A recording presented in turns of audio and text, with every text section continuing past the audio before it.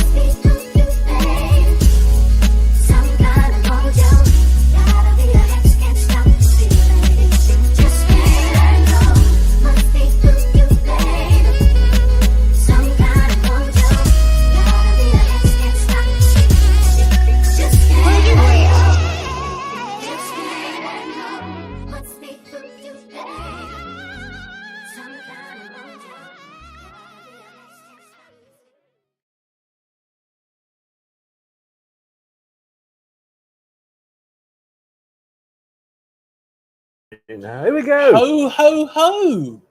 No, so, excuse me. I told you not to talk about my last 3 dates. And already, within the space of 3 minutes, of which about 2 minutes of it is intro music, he has taken it down to a whole new fucking level, as per normal. I am as speedy as Jamie Vardy playing West Ham. Oh. Is my dangly bit in the way? You keep your dangly bits to yourself. Well, you don't often. You didn't say that last night. Welcome Morning, back. Everybody. Welcome back to Two Fans Down the Pub. We're at the Cherry Fox, aren't we? We are. It is breakfast time though, but it's like this is like Soccer AM, isn't it? It is. Well, I like to think of this as a bit of your football foreplay. We're warming you up, ready for the game. Exactly. Yeah, and exactly. I always said, to the women I meet, if ever I'm sort of finishing a show, I said, go in there, and if you're late, I'll start myself. Don't worry about it. You know what I mean? Do you end up finishing yourself off as well? Well, most of the time, yes. And there's a bit of VAR controversy in there as well. Was it in or out? Well, Nobody wants to see that video, so keep that to yourself, Chris. No. Yeah, we don't want to see any lines. Did it go in the net? Did it go in the net? Yeah. I don't think it was so much a net. Yeah. With the women I make, more cobwebs. David Cooper, I want to see some lines, though, mightn't he? Well, indeed. Yeah. Indeed. Good morning, anyway. Morning. Hello. Morning. As you can tell, it's almost Christmas. Yes, one of us has made an effort. Watching this in the middle of... Yeah, he is dressed up as some shitty Santa Claus, and I've dressed up as a Grinch. No, you are the Grinch. Oh. Put your hood up. He's had. I tell you what. He's been while we've been warming up. I look like Fug Life now. While we've been warming up, he's had his hood up and down. You won't believe it. You've ruined my hair. Have we stopped playing with your hood now? Look! You ruined my hair. my fantastic head of hair that I've got. Can I just say, I never thought this was possible, everybody, but It's going bald. I have found somebody that's got a bigger turning circle than Vestergaard. This guy tried to park this morning. It's like a tank, that car. Yes, it is. The old one was shitty and red and, really didn't, to be honest, it didn't work, let's be honest. But this one is like a tank. It is. It's a big car, isn't it? How do you manage in multi-story car parks? With great difficulty, I would imagine that. So, yes. Especially in the one local to here, it is literally go in. Oh, hang on a second. There's a really, really tight space, and I've got an aircraft fucking carrier here. Yes. It is a big car, though. That's what you've got to be honest. It's a big car. That's what I said to my ex-wife. She said, "You're huge." I said, "Yes." I said, "Your flute is huge." I said, "Yes, but I've never played in the Albert Hall before." Oh dear, oh dear. Thank you. I'm here all night, everybody. Yes. I'll tell you and what. Look, it's that early. I emailed the gentleman that sorts it all out here at the Cherry Fox. And I said, we're going to come in when we'll be setting up from about 8:30. And he said, yeah, but you can't have beer until 9. I went, that's like accusing us of being alcoholics. Well, I said, a minute past 9 will be fine. Yeah, exactly. Exactly. Well, look, we've gone up to 6. There we are. Yes. Yeah. See, I've even put some chocolate in my latte as well this morning. Really? It's actually very pleasant. I thought you'd farted and run through. No, it's not that. Apparently, everybody, it's Diarrhea Awareness Week. Is it? Yeah, it runs all week. Fucking terrible, mate. Was that a shitty joke? It was a shit joke. It was a shit joke. Yes. See, he's full of it. I am, but I did go this morning. Just breaking news. Everton Liverpool's been called off. Has it? Yes. Wow. What's happened there? Well, I would imagine it's the wind with Storm Dara. Yeah. There's Plymouth. I think Plymouth's off and Cardiff's off. Well, you've ever been to Plymouth? You can tell it's off. But yeah, Everton, Liverpool. Apparently, I quite like Plymouth. I went to Plymouth, and I think it's quite a nice place. You did. Craig did Plymouth down there, didn't you? Craig in Plymouth. Oh my God! But Craig no, does Plymouth. The actual. That's Patson Daka. Patson. Did you see his goal the other night? No, wow, I didn't. He's back. He's back. He's back. We'll come on to that Patson later. Daka. We will come on to that. I'm sure Luke, is delighted with it. Luke is number one fan. Patson Daka. Luke's an Australian. He's not happy with anything. Yeah. And he's getting married soon, so he's not going to be happy, is he? They do moan, don't they? For a living. Don't they just? But anyway, look. No, we love Aussies, really. Look, Wayne Roller, we've lost a lot. That's your jokes. Yeah, sorry. Yes. I'll tell you what, let's talk about the sponsorship. I'm going to say on the front of your shirt. You did want to get your Pac-Man. You did want to get your cock out early, didn't you? Wow, we'll cover this. Please do cover your cock. Please. Is that Pac-Man on the shirt? I know. That is Pac-Man, isn't it? I was very, very lucky when I bought. This is the second of this season's shirts I bought because it was Black Friday sale. Yeah. But when I bought the away shirt, that came with no sponsor on it. Yeah. And I'm not sure how that happened, but there has been some controversy. Shall I try and get through this without you interrupting? Do you know what? No, I didn't think I could. So far this season, I've bought the home and the third Bournemouth shirts, and I've got both of them unsponsored. I'm not walking around with Blowjob 88 on there. If it had been Blowjob 69, you'd be quite happy. Do you know what? Somebody turned around. You do know women can only count up to 68, don't 88. You? 88 was something the Nazis used as well. So it could say Blowjob Nazis on there, which, to be honest... Hang on. We are 9 minutes into the show when he's brought the Nazis up. What everybody wants to hear yes. on a Saturday morning. Yes. No, but the thing was it's A, an inappropriate sponsor. B, our sponsor is a betting company, and C, he's got links to cockfighting. See, I found this quite fascinating that you're. I mean, because after everything you slayed my Pac-Man over, yours is a big cock. Cockfighting. Yes. Cockfighting. So supposedly it's, to be honest, I've never, really researched cockfighting. I'd be worried what comes up on Google if you search for cockfighting. That's the thing you do when your wife's gone to bed. You Google cockfighting. Cockfighting. Yeah. Cockfighting.co.uk. You talk Check for it yourself. out. But, I tell you what, there's been a lot of criticism over the cockfighters. Let me talk to you about gambling, what, though. Yeah, on shirts. Yeah, completely agree. Yeah, let's bring it back to you should be able to buy any shirt without a sponsor on. 100%. Whatever, even if that sponsor is, I don't know, let's say Dulux Paints, whatever. You should be able to buy a shirt without a sponsor on. Let's say, for example, if this shirt had been £10 more without Pac-Man on the front, I've got to say I would have paid £10 more. Oh yeah. Basically, because I got £10 off in the Black Friday sale, so they brought it up. Not just gambling. But having said that, though, the funny thing. Yeah. I said I got the away shirt with no sponsor on. It actually looks bare. I'm looking at it thinking, what's missing? Do you know what? I thought that initially, but it's grown on me. It's like the old style football shirts. Our one, the black and red one, it reminds me of, going back to 2015. Of course, we did have a sponsor on there, but it wasn't Blowjob 88 at that time, BJ 88. To be honest, it really isn't a good sponsor to have on the front of a shirt. But they are offering at AFC Bournemouth, they are offering these non-sponsored ones, and the non-sponsored ones have been really popular. The problem is they don't make enough of them. So, imagine a kid.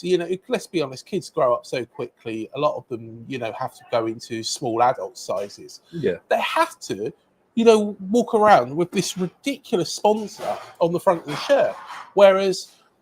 Maybe even offer the option to get the shirt printed in store, with the sponsor logo. I just, honestly, mate, I hate the sponsor. I think if you also, the other thing as well, and just bringing it up, this isn't. You're not going to bring up your cock again, are you? No, not yet. We haven't spoken. That's something to look forward to, folks, isn't it? We haven't spoken about Margot Robbie as yet, or Mila Kunis. 12 minutes, everybody. 12 minutes. Or Margot Robbie. Honestly. Get back to topic. Yeah. I'm going all hot now thinking about Margot Robbie. I need to borrow that. No, you sit there and sweat. Mila Kunis. Look, what were you going to say? I like a bit of Jennifer Aniston as well. Don't mind a bit. You have which bit are you having? I'll have the rest. Neve Campbell. She was in Scream. Anyway, let's get back. Football. Yeah. What was we saying? You were going to talk about your sponsorship. Yeah, so to be honest, I think it's not a good sponsor to have on the front of the shirt. I'm totally against betting sponsors. Also, those the sponsors on the front of the shirts, like when we had Mansion 88, they all crack. They all go funny. Yes, they do. The problem there is, you wash them. Just leave them naturally smelly and it stays forever. But no, let me ask you a question then. Yeah. Let me ask you a question. I'm a very hygienic man. He's not. A very balding man. Look, let me ask you a question, because you did ask me this about a PC game. About half an hour ago, you asked me a question. I'll now try and give you the answer. No, joking aside. Right, Bournemouth, you've been through some tough times. Yes. Yeah. So let's say when you're at your lowest ebb, a betting company came in and said, we'll give you 40 million for the next 2 years to sponsor the front of your shirt. Well, nobody else has come in. You've got this is it with Leicester. Well, we lost our last sponsorship, which was a shit logo as well, when we got relegated. King Power came in and obviously took over. Coming back up to the Premier League, we wanted somebody that could come in and give us more money than, because obviously King Power paying us so much. The top two offers we had for shirt sponsorship were both from betting companies. Yeah. So what do you do? Now, in 2 years' time, we won't be able to take this. The funny thing is, right, in 2 years' time, BC Game, let's say they're still about, and we'll come on to that in a second, but BC Game will not be able to be on the front of our shirts, but they can be on the sleeve. What? I don't understand that. No. I don't really understand No. that. I think they should ban all betting sponsors. You know, You're going to put a bet on that, are you? I've just realised what I say there. Early doors football TV, West Ham fans. Of course, West Ham have had, you know, betting sponsors. I remember when West Ham used to have, was it Dagenham Motors and things like that? At one point, you know, they had Excel Holidays, which went bust, and they had to tape the numbers onto the front of over it, on the front of the shirts. Yeah, but at the end of the day, I would rather that than what we have nowadays, which is, you know, out of the teams that haven't got betting sponsors, they are the big, what you would call the big six, aren't they? Newcastle, Manchester United, Chelsea, Liverpool. Chelsea haven't got Arsenal. Anybody at the moment. No, I think they have. I think they are going to well, they've got midweek. They had nobody on the shirt. Yeah, I think they've got a new one. I'm not sure who it is. Well, the big seven, let's just say. The big seven, you know, Brentford have got a betting sponsor. Oh, Ipswich haven't. They've got Ed Sheeran. Well, yeah, that's true. They've got Ed Sheeran. So, yeah, I'll be honest. I think it's something that has to be banned. Now, I know for a fact, and you know, this is a fact. There was two sponsors on the table when BJ88 took over, or you know, as we call back windows. Oh, I remember that. Avco as well. Honestly, West Ham has got some bloody nice shirts. Actually, I'll tell you this. I was looking at the Pony website the other day, and the Pony website. My Little Pony. No, not My Little Pony. The Pony website. You know, the old maker of West Ham. Spurs as well. Yes, and they're actually remaking, you know, all of the West Ham and Spurs shirts. And I tell you what, I wish back in the day Pony had made our shirts. That's your three wishes in one go there. Yeah. I wish. You only got 3 wishes, mate. Oh dear. Rub that genie's lamp. Oh dear. Is that what you call it? Mine's called Dave. But there was two sponsors. There was two sponsors in for Bournemouth. There was BJ88, as we say. BJ, you know, obviously, I know quite a few female, you know, Bournemouth fans, and they said that's, you know, they can't walk around with something that says BJ on it. It's wow, you know, it's just embarrassing. And 88, I never knew this connotation, but supposedly there was 88 had some connotation to Hitler. Now the thing is, I think that people just pulling at straws for that, because of course we were sponsored by Mansion 88. 88 in the Far East is actually a lucky number, I mean, whereas in the West, what the hell has Hitler ever done wrong? What? Joking, you wanker. Hang on, let me get the history books out. What? Oh no! I'm a did denier. Adolf Hitler do I'm a wrong? denier. Adolf. You brought him up. I'll think, take your Hitler and I'll raise you 2 Goebbels. I think there's about 2 million plus things that Hitler did wrong. Yes, no. Yes. But more than that, I accept that. No, but as I was saying, right, there was 2 sponsors. There was one gambling sponsor, of course, that won the deal, and there was another, and the other was a non-gambling sponsor. But the gambling sponsor was twice the amount of, you know, the non-gambling sponsor. To be honest, I'd love to know who the non-gambling sponsor was, because I'd rather them have it on the shirt. You can imagine now, actually, talking about this, it probably wouldn't be BJ88, but Love Honey. Can you imagine? Love Honey, or Devoted to Pleasure, or... You know all the websites, don't you? Simply Pleasure. Or you could... Hey, how do you know? I'm going off screen here. What if they did... Honestly, if anybody's watching from this business, can somebody sponsor Leicester City next year or when this? No, we've got it for 2 years. BC game. Well, they're going skip. Let me I talk. want to see Chris walking around with Pornhub. Do you remember? Guys, can I just? I want to ask you. You're watching this. Funny. It'd be funny as anything. Who's more obsessed with porn channels? He knows them all. No, it's not. You. Every other word. Every other word you do is Pornhub, and yet every time I try to ring you on the phone, you're having a wank. I'm not. Yes, he is. I'm not. He is. I'm not. It's called working. You got a couple of letters wrong there.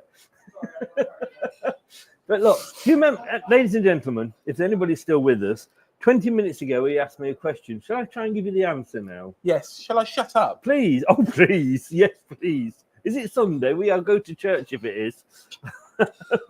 Right, he's going to shut up, everybody. We'll see how long this lasts. They might not let me in after that. That's a joke, might they? But anyway, so there was rumours going round that BC Game had been put into administration. They'd gone bust. They are registered in a place called Curaçao, which used to be the Netherlands Antilles in the Caribbean, basically for tax reasons. Netherlands Antilles? Yes. Whereabouts in the Caribbean is that? I don't fucking know that. We're supposed to shut up. Did he not say Is it by Jamaica? You said you were going to shut up. Jamaica. Of your own accord? Right, we're going to shut up now because you said, we'll move on to another topic and I will not answer this question. I shall shut up. Right, Thank you. Carry on. Netherlands Antilles, wherever the fuck that is. Yeah, I just said in the fucking Caribbean. Well, whereabouts in the Caribbean? It's a big fucking place. Who gives a shit? All right, I'll shut up. It's not in Europe. It's not in Slough. No. So,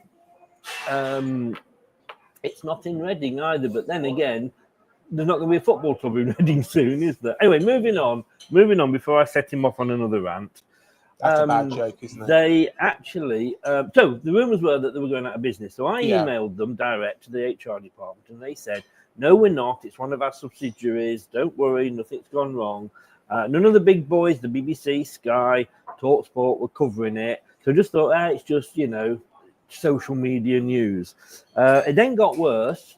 The fact that they were going to be shut down because of illegal gambling. Now, there is a sport. I did a show, and do check it out on LTID TV1. You'll see which show it is. It's got the logo on the front. Indeed.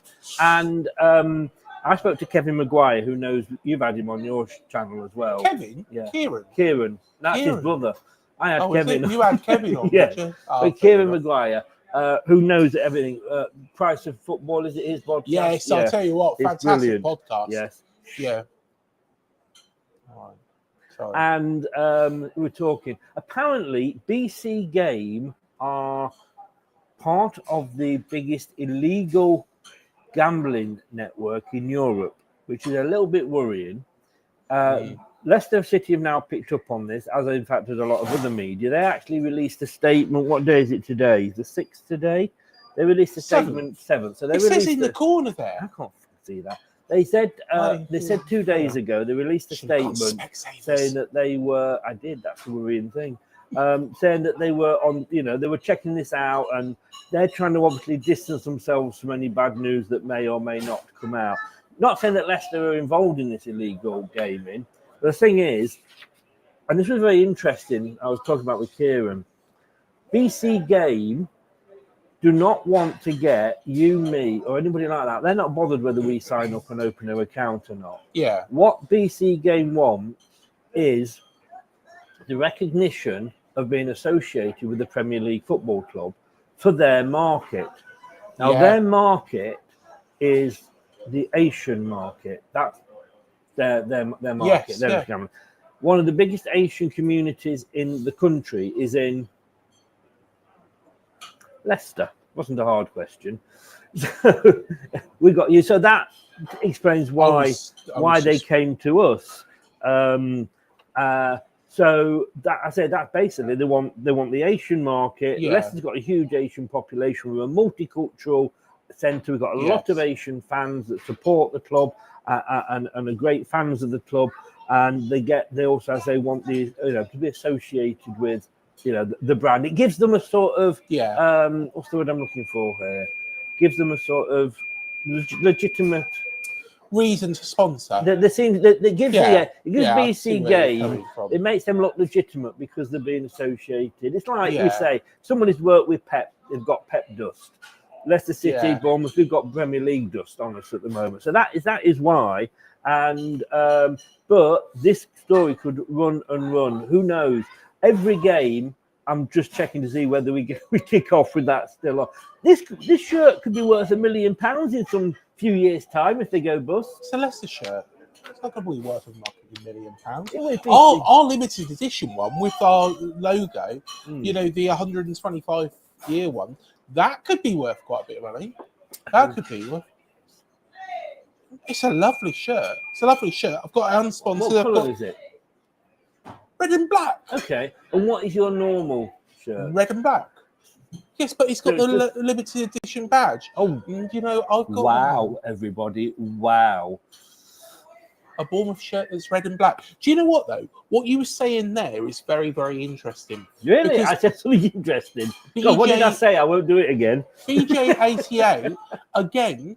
Don't want me to actually set up an account with BJ88. Not that I bet. I don't ever bet at all. And betting is not the answer to any money problems you've got, ladies and gentlemen. Do you know Gambleaware.co.uk. Do you know? See, I wouldn't even know where that bloody website is because, to be perfectly honest, no, but we have to say that because we're talking betting. Oh, okay, fair enough. But the thing is I have, you know, well, I do have the odd time where I just put down £1 for an accumulator. You know, let's be honest. You big spender, you. Yeah, but £1 I'm not too bothered about. It's like, you know, the price of a newspaper now. A pound could feed a small African village for a year. And provide water for 2 years. So why do my fucking water rates keep going up when they can have it for £1? Exactly. That's the question. But it's a very true point, actually. Yes, it all is. these adverts. Yes. But the thing is like, you know, that's the price of a newspaper, and you read less shitting, you know. Well, in the bookies, you know, it's not, you know, just made up crap. But I tell you one thing. Good. You know, that is why, you know, that's what they've done, is because they want to tap into the Asian market. Now, when I went over to Abu Dhabi, did you know I've ever been there? No, you kept that quiet. No, I've been to India as well. Why the fuck didn't you stop there?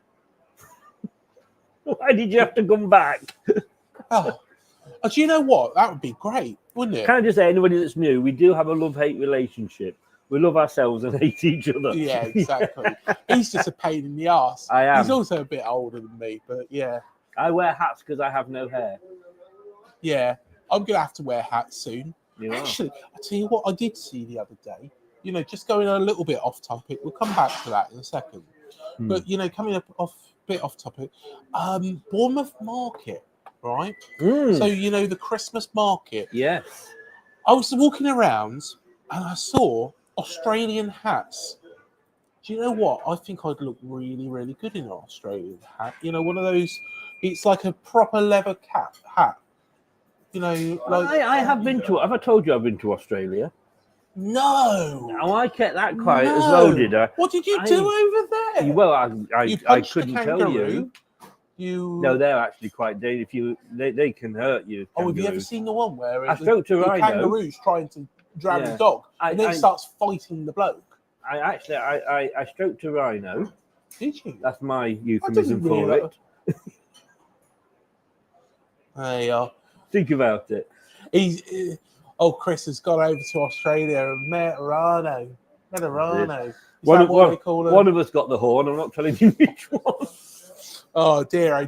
But as we were saying, going back to BJ88 BC game, you know, again, it is aimed at the Southeast Asian market, and a lot, you know. All the games are pretty much on TV. Yeah. Oh, they are over there more than here. Yeah. And the thing is that's what they're trying to tap into now. Betting. Can I just stop before you carry on? Before you carry on, right? Can we wind? We've been at this now half an hour, so a third of the show, and we've only covered one topic. And you've said BJ about 500 times, and I've said BC probably just as many. Shall we move on? Otherwise, all this is doing is turning into an advert for BJ and BC. Yeah, Yes, exactly. And cockfighting. You know, You love a bit of cockfighting, don't you? yeah, you know, bit of cockfighting. Let's have a look at the first of all. Before we will talk other things as well, because Yes. we always do. We'll end up I talking shit. might need to get my phone out for this because let's have a look at the games which You are won't need to get. postponed. Oh, you know the games that are postponed. Yes. Well, Everton Liverpool, which was going to be the last Merseyside derby at Goodison Park, and I think they were a little bit worried that Goodison Park might blow down. Yeah. You know, the Liverpool fans might come along and huff and puff and blow the ground down. Yes. They've got a long way to go. I do feel sorry for the Liverpool fans in this one. Yes. You know, because they've had to travel quite a long distance. But actually, all joking know, aside, let's say, but if you were going up to Newcastle and that was cancelled, wouldn't Yeah, you I'd think be it be like, cancelled piss because off. of? You would be, obviously, but wouldn't you be feeling like at least I'm going to be safe? Yeah. You know. Plymouth Oxford is postponed. Yeah. Cardiff Watford is postponed. Bristol Rovers against Bolton Wanderers. Who really gives a shit about Bristol Rovers? Let's be honest with you. Hang on, hold on. Somebody might do. Bristol Rovers and Bolton fans might be interested. Yeah, but they're not exactly our target market. Newport versus Carlisle is postponed. Oh, that's Mike going to be peed off then. Yeah, no football for Mike today. No. You'll have to go to having a look at pictures of Margot Robbie. Do you want to just read some of the comments out? Because I can't see them from here. So we'll go through a couple of the comments and then we'll look at the game. To be honest, my eyesight isn't the greatest either. Oh. Can you go bigger? I know you can if Margot Robbie's here. So Lynn Hill said, "Merry Christmas." Lynn is a lovely lady. Is she? Mm. Happy days. Hello, Lynn. Good to see you. She said good luck to Leicester, but she didn't say good luck to Bournemouth. So, why would she? She's a Leicester fan. Yeah. Carl Foster said, "Morning, Chris." Morning, on the road Kyle. to 4K subs. Yes, 3.935. I tell you what, you know, I could. So get sharing, everybody, and get mentioning it. Sharing UTC IAD as well. Yeah, but only do that as a second choice. The thing is, as soon as we get to 2,000, Matt is going to sing in our local con club to Freddie Mercury. He is going to be Freddie Mercury for a night, and I'm honestly, it's going to be the greatest thing. It is going to be filmed. It is going to be put on the channel, and there is no backing out of this, Matt. So that is the reason not to subscribe to all the shows. But literally, I need. If not, I'll have to do it. I need about 67 subscribers. So please do. I'm having a ball. Don't stop me now. Oh, fucking stop! You shut up. Right, so please, I need about 73 subs to get to 4,000. Please go for it. Right. Any other comments? Merry Christmas, said Lynn. Hi, Lynn. Thank you. What a horrible day out there today, said Carl. It wasn't really. That's why we've come down the pub. Oh, Bradley's on. Bad rules. Who let two unwise men into the pub this early? Hey, the third wise man is under there giving Craig a blowjob.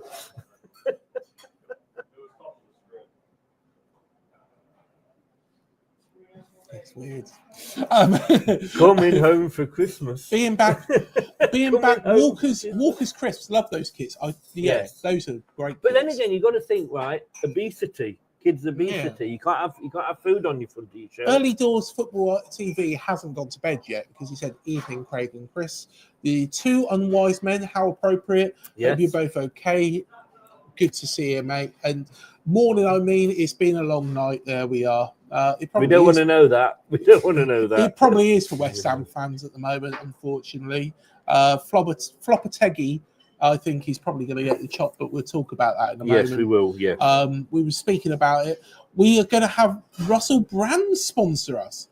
We were going to have Russell Brand, but that all went south rather rapidly. Do you know what? That would be quality, Russell Brand on the front of the shirt. I'm not going. He's got good lawyers. I'm not going anywhere near that one. What is it? The Frues or the Trues or something? I'm quitting. I'm quitting with the Nazi. I can't go any worse than that. I'm sticking with that. I tell you what, Russell Brand's. Do you know what? I quite like. I suppose he's got a good brand name, hasn't he? Yeah, I do quite like Russell Brand. I thought he was quite good. Brand name. Did you yeah, very good. Right, let's talk about Brown on Chris's shirt.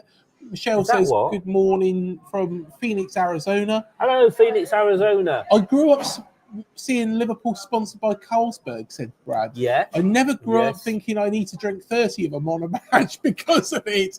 Why can't we have beer and betting sponsors?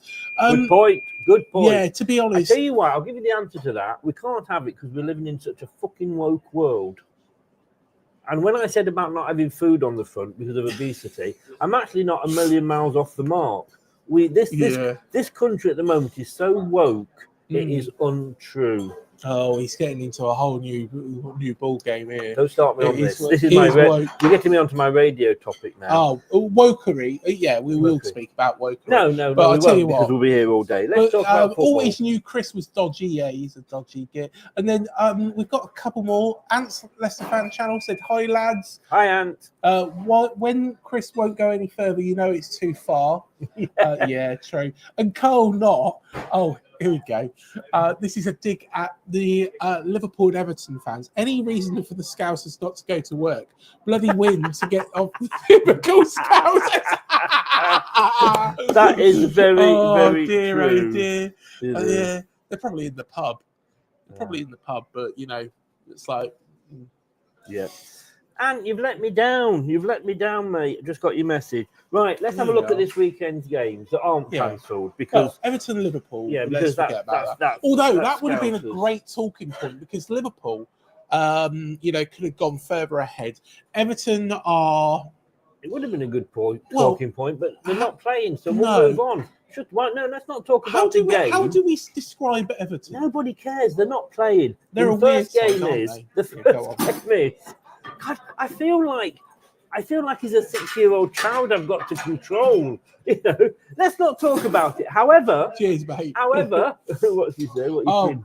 Early Doors Football TV said, "Great morning show, guys. I'm off to battle the winds and keep my hair on. Have a great day." Can I give a bit of advice? A bit of advice. Gaviscon. It's very good for wind. First game this afternoon, if all these games are on, of course, but all these ones are, so we can talk about them. Aston Villa, who are an absolutely wonderful, marvellous football team, are playing Southampton. That's only going to go one way, isn't it? Well, I have to say, I have been mildly impressed with Southampton because at least they're fighting. No, they're fair enough. They're going after Derby's records. Yes, they are, but they're losing the games. But they have showed more fight in their games. Up until our game last week, they showed more fight in their games. I've gone for a 4-1 here. What, to Aston Villa? Yeah. Well, that's showing fight, isn't it? No, but Richie Neville will be really happy with that. Yeah, no, they showed. Mic drop. Promotion. Richie Neville. Richie Neville spoke to me. You know, honestly, lovely guy, Richie Neville. Only to get out of the way so you get in the bog.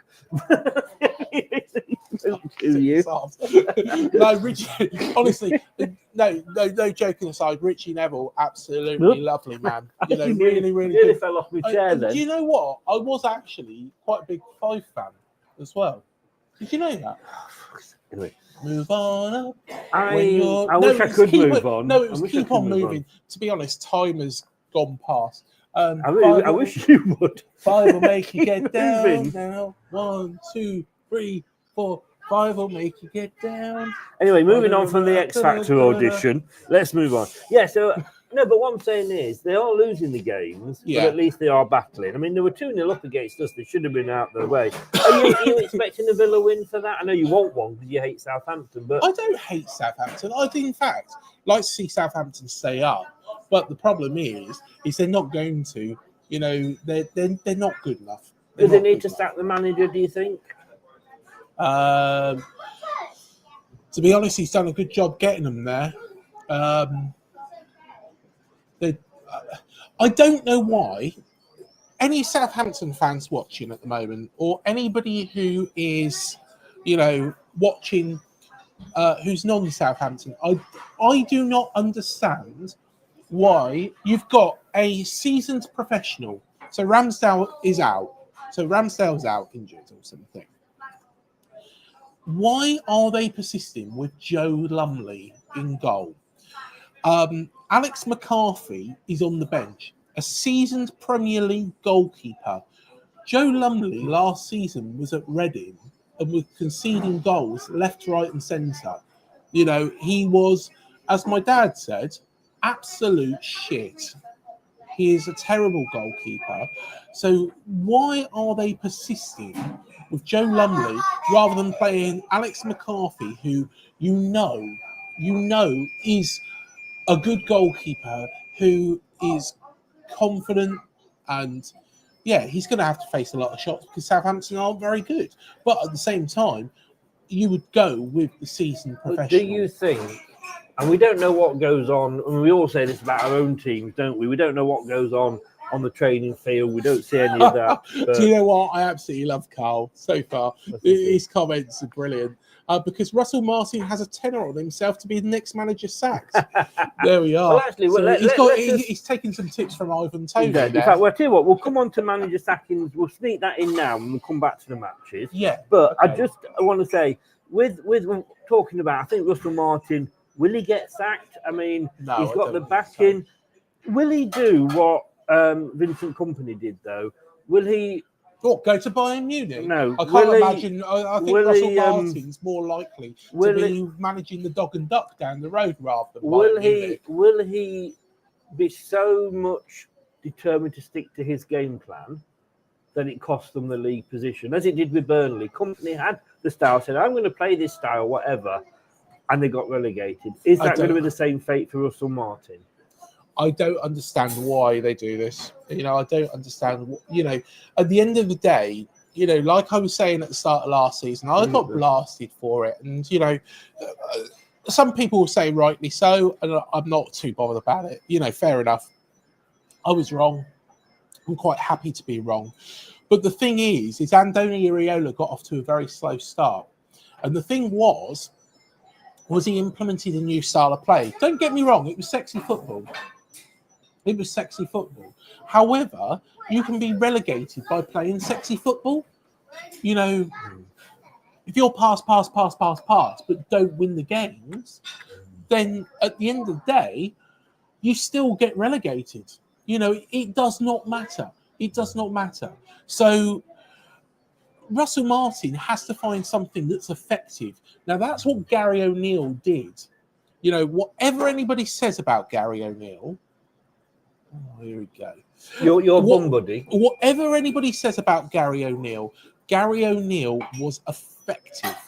He managed to get results by doing, you know, the right things. You know, by getting... It was ugly. It was ugly. You know, nobody's going to deny that. But he got us over the line. He got us enough points. He got us into a position where Andoni Iraola could take over and, you know, become the manager of AFC Bournemouth. So what I did, I'm not actually watching. So yeah, to be fair, that is my honest opinion with it. I think you have to be effective. So Russell Martin needs to stray from what is serving him. Oh, Carl said, "Oh, you like Gary O'Neill? You should have mentioned it." Yeah, exactly. Carl, of course, a subscriber to the channel. How many times have I spoken about Gary O'Neill? Too many. To be honest, I reckon it's pushing for 1,000. Probably. It is. But I tell you what, let's talk on that point about the manager sackings. Yes. Very quickly. So of course, Flopategui is coming up against Gone. Yeah, let's call him Gone. Yeah, but what I want to say is, look at the bottom six. From West Ham down. Yeah. We've got West Ham. Flopategui. They could be looking to change the manager. Yeah. Everton, if these new owners come in, may look at wanting to get somebody sexy in for the new stadium. Palace. Let me go through them. Yeah, we'll come back to those. But let me get a word in, please. Begging you, please let me get the word in without fucking interrupting. Oh, is it possible? Yes, I'll shut up. Thank you. You said that so many times, you never do. Palace, I think, could change the manager. Yeah. Ipswich won't. Ipswich, I think even if they go down, they'll stick with McKenna. That's just what I was going to say. Down my bloody because I'm going down the table here. Wolves, look, we do know Wolves. Gary O'Neill is a shit manager, and he could go soon as well. And Southampton, they could get rid of Russell Martin. Yeah. Now Leicester, obviously, have gone first. We've jumped over that wall first, and we got rid of Cooper, Yeah. and we got in Ruud van Nistelrooy. My worry is, and I'm glad he's learnt because our owner, because if he hadn't gone and got Ruud when he did, and look at what happened with Brendan Rodgers, he held on to him and held on to him. Yeah. And when we got rid of him, we ended up with Dean Smith, who did his best. Yeah. Let me finish. Up with Dean Smith. You can see he's chomping at the bit. So what he's done this time is, and why should he be embarrassed at getting it wrong? When you appoint any manager, it's a gamble. Yeah. He took on Steve Cooper because he was the best of what was available. You know, Cooper didn't want to come. We know that. He should have been going to Potter. Cooper should have gone to Burnley, turned them down to come to us. At the end of the day, we took him on. It didn't work out. We were not getting any better, and teams below us were catching us up. Yeah. So we jumped first and went for Ruud. So I'm going to ask you two questions here about Leicester, and try and stay on topic if you can. It would be a first. Yeah. A, did we go too early? I don't think we did, because I think he's got a month to assess it before we hit the January transfer window. Yeah. And he's got 2/3 of the season. And B, what do you think of the appointment of Ruud? And then we'll come on to the other clubs. I'm going to be a bit of a politician here, and I'm not actually going to answer your question the way you want me to. When does it ever answer a fucking question? So, I personally think it was an opportunist move, a little bit like when we bought in Andoni Iraola, because we knew Andoni Iraola. You know, I knew about Iraola, I knew about Vallecano. I do study a little bit of Spanish football. I'm not going to profess to be the fucking expert of it, but what Andoni Iraola did, and what we did to bring in Andoni Iraola was make the move at that time. Now, Ruud van Nistelrooy has left Manchester United. Leicester decided that is our time to make the change. They're not happy with Steve Cooper. Cooper was going to go anyway, but they had to make the decision there and then, because otherwise somebody else would have bought in Ruud van Nistelrooy. Yes, exactly. You know, be it, you know, well... We had the international break of 2 days, and I thought, well, let's bring somebody in the international break. Yeah. What I think was going on was that, I know was going on, was that Top was talking to Ruud during those 2 weeks. Yeah. Now, Ruud's going to say, look, you've got to sack the manager first, because, you know, it's only right. And he's like when I'm teaching, I have to stop the year ones interrupting. Yeah. You feel my pain, Ant. You feel my pain. But he was spending those 2 weeks talking to Ruud. You're not telling me it took us 3 weeks to get Cooper in. You're not going to tell me that we were able to approach Ruud van Nistelrooy and get him to be manager within 5 days. Never going to happen. So he'd been spoken to. I tell you what I like about this. A, he had a fucking good job interview because he beat us twice. But when he was at Man United. Yes, he wants Man United. Will he end up at Man United? I think he will eventually. I understand, because it's his team, and also it means he's doing well for us if they want him. What it gives us is, when we appointed Steve Cooper, none of us were like, hey, we'll go, all right, Steve Cooper, it might keep us up, you know. When we appointed Enzo, we were like, wow, we've got this guy that 6 days earlier was holding up the Champions League trophy. It was a real buzz. And that buzz is back with the appointment of Ruud. Yeah. I think it'll be a very, very... I mean, I know some of the stupid wankers that are on TalkSport and all that sort of thing are saying, oh, it's the wrong appointment, and these Dutch managers, they're not very good. I mean, Arne Slot's not doing a bad job. No. He did what Enzo did, which was work his way up through the youth teams. Enzo only managed 12 games when he came to us at Parma and was sacked. Ruud has not lost in 24 games now as the manager that he's managed. He's got a very good record. Yeah, and when he was at PSV for that one season, he won the equivalent of the Community Shield and the FA Cup, whatever their thing. So he's come with a lot more experience. I think he's an excellent appointment, more so than Moyes and more so than Cooper. Yeah. Not Cooper, Potter. Yeah, I think, you know, I think it's an opportunist, you know, move. And I don't blame Leicester at all. I think you've done the right thing, actually. I think you've done the right thing. I think Cooper wasn't getting a tune. No. I think Cooper was very good at Nottingham Forest. I think he was unlucky because, of course, there was such a turnaround in players. But let's be fair, it wasn't working under him. Leicester were going down under Cooper. We weren't improving week on week, but other teams below us were. There was no fighting spirit. And what pissed me off with the Leicester players was that when we played Brentford, Ruud van Nistelrooy was sat in the stands. And I love that from Kyle. Well, we'll come to it in a second if it's okay. When we played Brentford, the new managers in the stands, and the team were awful. They were absolutely rank. Yeah. But I suppose the good thing is that at least Ruud could see how bad we were. What he did in the 2 days to change it from that performance to the West Ham performance was amazing. Yeah. He will keep us up, I think. Can I just read Carl's no, comment go out? ahead now. Yeah. So, of course, this is early in the morning. This is what Carl's put. I heard Rudkin gave Ruud's balls a tickle in the tunnel at Old Trafford. Look, if that's what got him to us, I'll take that. And Carl's also corrected me. Steve Cooper didn't do a great job. He won 12 games in 66 at Forest. Well, that's pretty poor, to be fair. And Kyle, let's be honest with you. If Ruud van Nistelrooy keeps us up, you'll go and tickle his balls, I bet. Stop going on about tickling balls. But I'll tell you what. Well, let's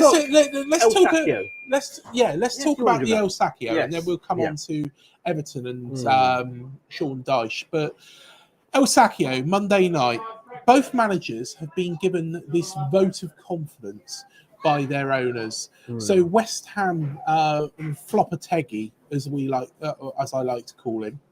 To be fair, I thought he was going to go in there and play the style that Andoni Iraola does.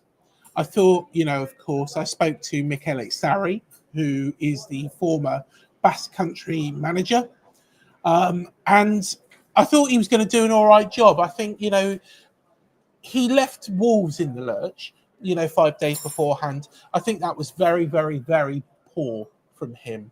But he was sacked from the Spanish national team. Yeah, just he before was. It kicked off, wasn't he? Yeah, there's something. He was going to Real Madrid. There's something wrong with Flopategui, and maybe his mannerisms and maybe his demeanour.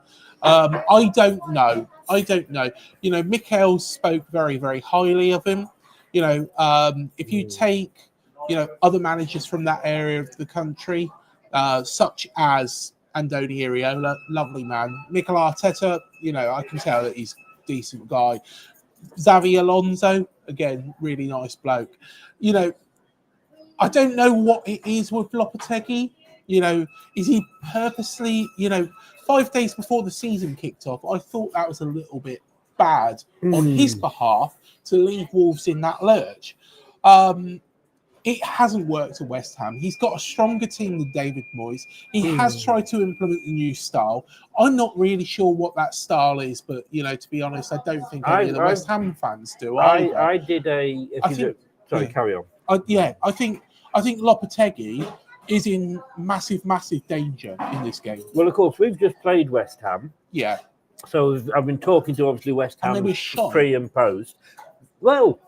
The thing is, right, every West Ham fan will be saying, well, we were the better team. You lost. Yes, you had 31 shots. Yes, it's the most you've ever had in a game. But of those 31 shots, 10 were on target, 10 were wide or off target, and 11 were blocked. There's only one stat that matters, and that was Leicester 3, West Ham 1. Yeah, I was watching him on the sidelines, and he did remind me of Cooper. He was so I don't know what to do. He looked lost. His substitutions as well, and we'll get on to the other manager involved in this. The manager that I always mention. His substitutions didn't make any sense at all. No, not Scott Parker, not the bin man. He's at Burnley. Sorry, Dan. Sorry, we did warn you, Dan. If you are watching this, we did warn you. Getting Scott Parker is like, I mentioned him now. Getting Scott Parker is like, dating Mila Kunis and then getting chlamydia. Not saying that, but, that's what it's like. But, But right, coming back to West Ham. So I personally think, his substitutions were really, really poor, really, really bad.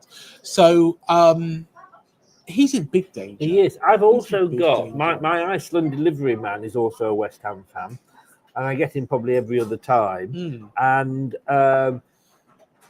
yes, they say that Moyes had to go. He said, "Look, we know what he did for us." Yeah. But it was a bit like Brendan Rodgers at Leicester. He won us the FA Cup. He got us into Europe twice, the European semi-final. But at the end, he had to go. Every manager, like every player, they have a sell-by date. They need a fresh challenge, just like we do in our jobs. Yeah. But Lopetegui was the wrong one to take. Floppy, whatever we call it. Floppy. He was the wrong person. So Scott Parker has chlamydia. No. What I'm saying is it's just a bad deal, really. This is nothing to do. The thoughts, whatever this man says, is nothing to do at all with Leicester till I die. No, let me just make that change. At the end of the day, everything to do with up the cherries in all departments. No, if any lawyers are listening. No, to be honest, Scott Parker, it's just like. Anyway, let's move on from Scott Parker. No. So we've got. Thing is, right, what you looked at with our manager, just to compare quickly, at half time we were 1-0 up. And all right, scoring a goal after 90 seconds, it was an amazing start. We were 1-0 up, and he went in at half time and said, it's just not right. We need to make changes. You could never see Cooper doing that. No. He also, what was I going to say, was when he came out after the game, he said, yeah, we've won the game, but there's still a hell of a lot wrong with this team. Yeah. And to admit that when you've just won, and then Lopetegui came out and was blaming...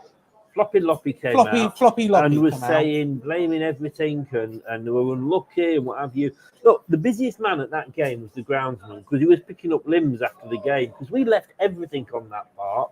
Yes, they had more shots, etc., but they didn't put them in the back of the net. We were throwing bodies. And Vestergaard, bless him, he got a boot right in the gentleman's region. Trying to do a slide tackle and make a save. He wouldn't be moving very quickly after that, would he? Well, his turning circle was definitely down. Still better than mine. But I think I was surprised. Well, I tell you what, I was actually on. There's a West Ham channel called West Ham Massive. Rob, he's the guy that did the preview with me. You know, Rob. I know Rob. I was on his. It's quite funny because I went on before the game and his brother was on there with him, Ben. He went, "You've appointed Ruud van Nistelrooy. Well, you might as well go down to the Championship now, mate. It's pretty rubbish, that thing." And of course, on the one hour afterwards, I went on and went, "Say hi to your brother for me, will you?" But everybody was. It was announced while he was doing this post-match show. It was announced that Floppy Loppy would be in charge on Monday night. Floppy Loppy, The West Ham fans were so pissed off. I can't blame them. They wanted him gone. But then again, it's be careful what you wish for because all the West Ham fans were moaning that they wanted to get rid of David Moyes. Yes, the man that had won a European trophy with them. There is that could be aimed at the West Ham fans. That they wanted to get rid of him, and now they have got rid of him. Now they've got Floppy Loppy, as you'd like to call him. It sounds like what you would nickname your gentleman area. It's worse than that.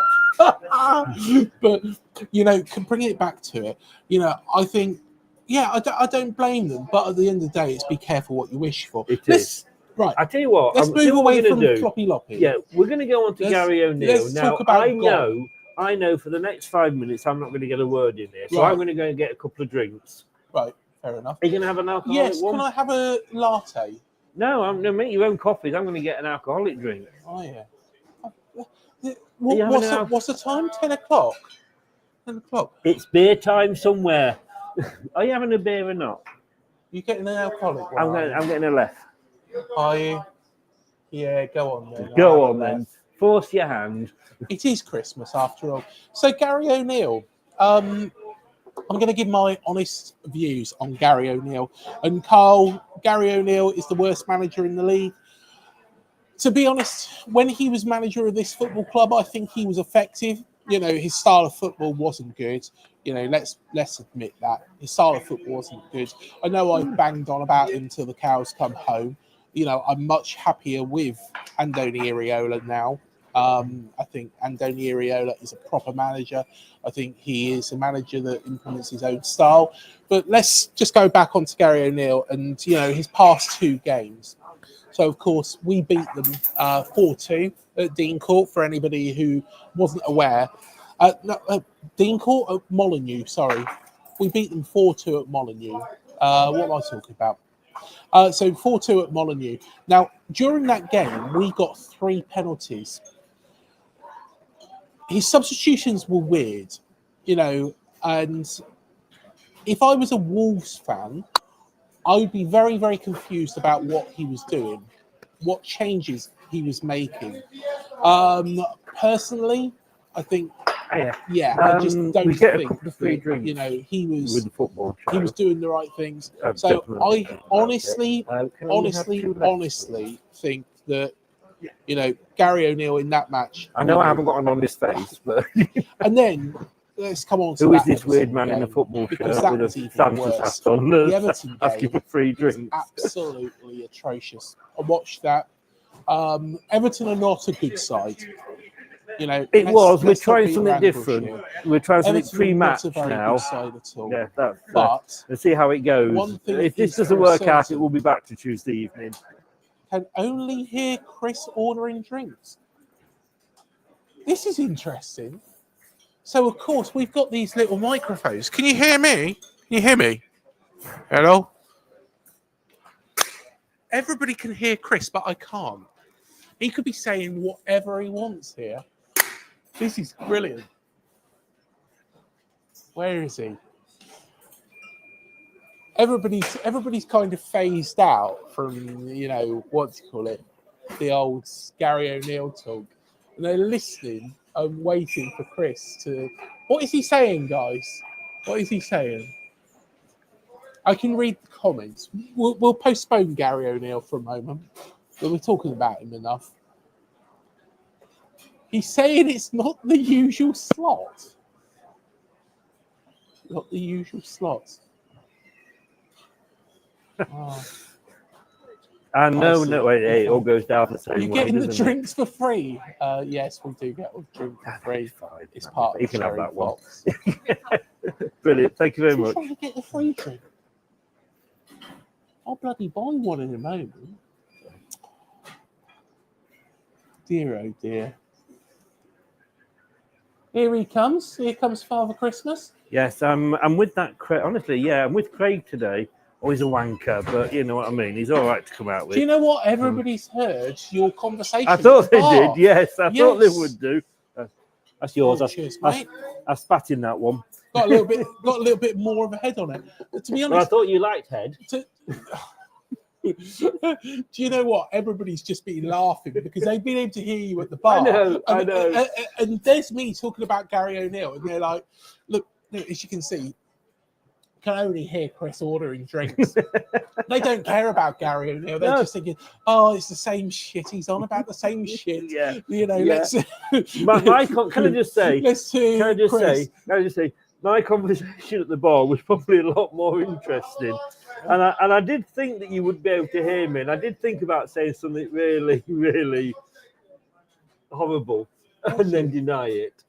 Fair enough. Cheers, anyway. Cheers, mate. Cheers. He probably said something really nasty, didn't he?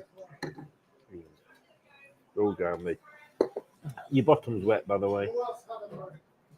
Yeah. But it has got a good head on it. Yeah, it's got a good Anyway, what have you finished with Gary O'Neill? Well, to be honest, I've spoken about Gary O'Neill so much. I think his substitutions were terrible, Chris. I think, in both games against Everton are not a very good side, Chris.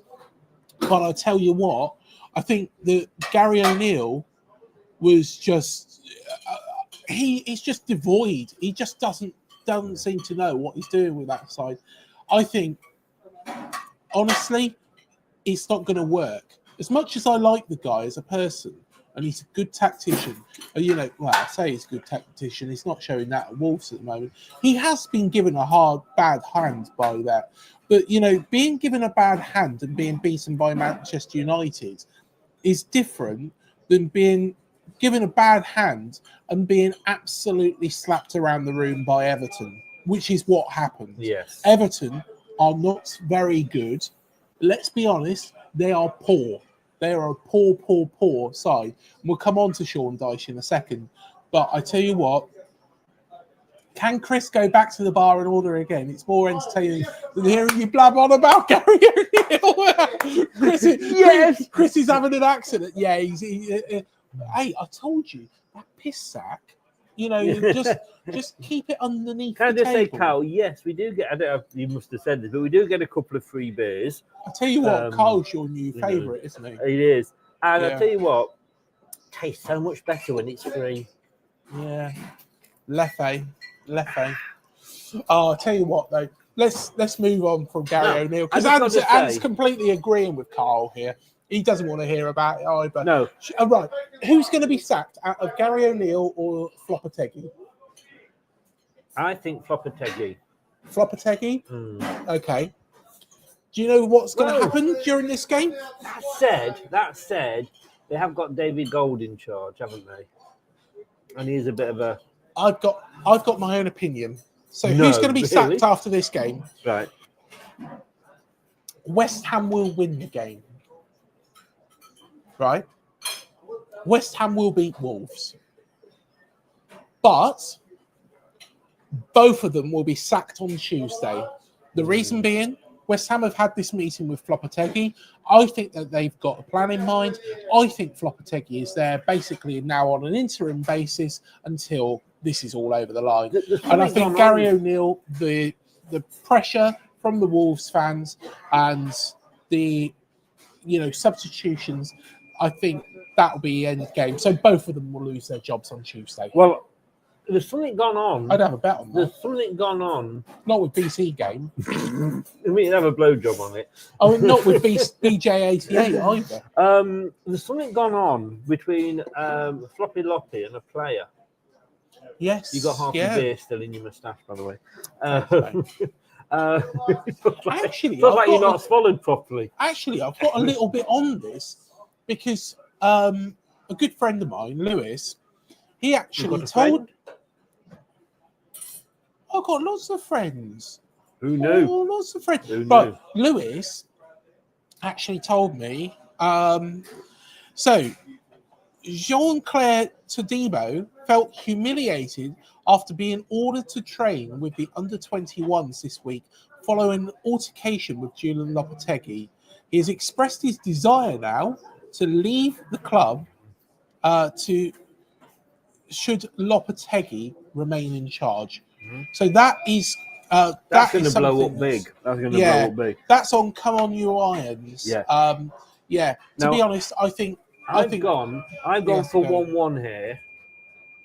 I think West Ham will beat Wolves. Looking at Wolves losing 4-0 to Everton, and West Ham, no matter how many shots etc. they had, they were shit against us. So I've gone for 1-1. Now your other love child, Mr. Dyche. Mr. Dyche. How's he a love child of mine? I don't know. I tell you what, if there's one manager in, that's how he speaks, isn't it? Oh, poo, that stinks, mate. You farted then. Did anybody see the tree move? Fart. No, I didn't. He's covering up his farts. That's why he's making those noises. I didn't. You did. I haven't at all. Now, Sean Dyche, he, I think, will keep Everton up. But is that going to be good enough for Everton? They've got going into this brand new stadium. They may or may not have new owners, depending what happens. But they're going to want more, aren't they? The new owners, they are going to want a team in that stadium that isn't just going to stay up. Yeah. So even if it lasts till the end of the season, going next season in... Will you stop laughing while I'm talking? If I fart, I'm proud of it and claim it. I didn't fart. You probably farted. You probably was like, smell it. As I was saying, please go to the comments between. No, look, they're going to want more. They're going to. So he may well last Yeah. till the end of the season, but I think he could be gone then. What do you think? I think that, Everton will keep hold of him. And there's a reason Everton need to keep hold of Sean Dyche. Right. Everton are not a very good side. Everton play unattractive football. They play ugly football. They play Burnley-type football. The problem is if they sack Dyche now, they're in that situation that Burnley were. See where I'm going with this? So, they need to keep hold of Sean Dyche till the end of the season, and I think personally, they need to, when they move into that new stadium, then make some changes. But it's going to take a bit of money to spend, do it. I think, they need to change probably the personnel, in the background, number of the players. I don't think some of the players can play that way. Jared Brownthwaite, of course, he might be off, but I think he's one of the players that you'd build a team around. Do you think, look, Cooper was at the King Power on Monday. Yeah. And Dan Walker, I think it was, who was hosting, said to him, let's get the elephant in the room out the way before we go. He said, what's happening with you and Leicester? Yeah. And he said, look, don't believe everything that you read in the papers. I haven't spoken to as many clubs as people are saying I've spoken to. Yeah. Which maybe means that he didn't speak to Leicester this time, which would fit in with they were talking to Rude.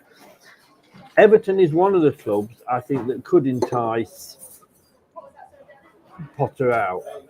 When you look at Potter back into football, when you look at that stadium, any manager would look at that and go, oh, yeah, please. A bit of that. It's like, it looks lovely. Yeah, it's like Leicester when we built our training ground. We were all saying, what manager wouldn't want to sort of work there? And it's what manager wouldn't want to play. So Cooper might be eyeing Everton. Let's talk Palace, because they're struggling. Yeah. I know they've sold a couple of the top players, but they are struggling. Yes, they are. And to be honest, do you know what? I said this a little while back.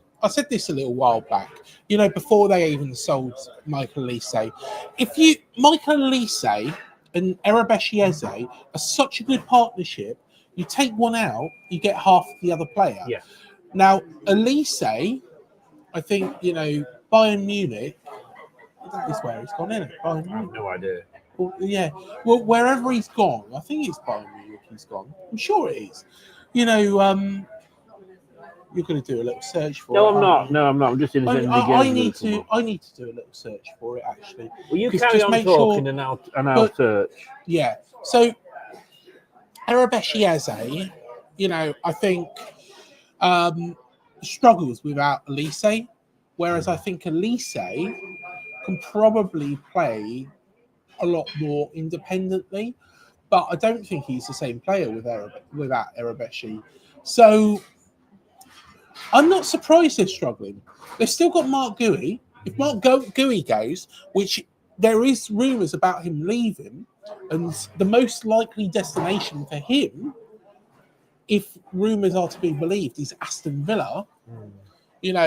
Aston Villa take Mark Gui. I think Crystal Palace are in real danger at that point because he's been very good. I think Palace have got just about enough. But it is disruption. I wouldn't blame Glasner for it either. I think he's had to sell players. Olise, you couldn't keep him against his will. And is it Bayern Munich he's gone? I don't know. I gave up searching for that. I wasn't really interested. Anybody in the comments, I'm sure it's Bayern Munich that Michael Olise has gone. But I am doubting myself. I'm sure it is. I think... Now let's very quickly, because we've literally been in here now an hour and a quarter. We've covered 3 topics.